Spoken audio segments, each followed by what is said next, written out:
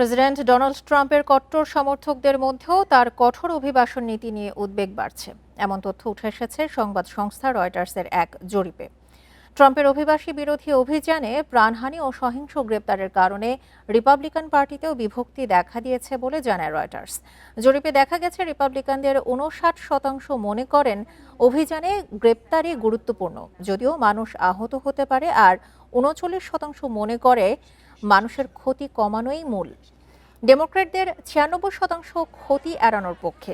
৭ জানুয়ারি মিনিয়াপোলিসে rainy good হত্যাকাণ্ডে জনমনে ধাক্কা লেগেছে। ট্রাম্প প্রশাসন তাকে দেশীয় সন্ত্রাসী আখ্যা দিলেও স্থানীয় ভিডিওতে হত্যাকাণ্ডকে অহেতুক দেখানো হচ্ছে। ফেব্রুয়ারিতে ৫০% সমর্থন পাওয়া ট্রাম্পের অভিবাসন নীতি এখন ৪০% নেমেছে। সামগ্রিক গ্রহণযোগ্যতাও ৪১% কমেছে। উত্তেজনার মধ্যে প্রেসিডেন্ট বৃহস্পতিবার মিনেসোটায় সেনা মোতায়েনের হুমকি দিয়েছেন।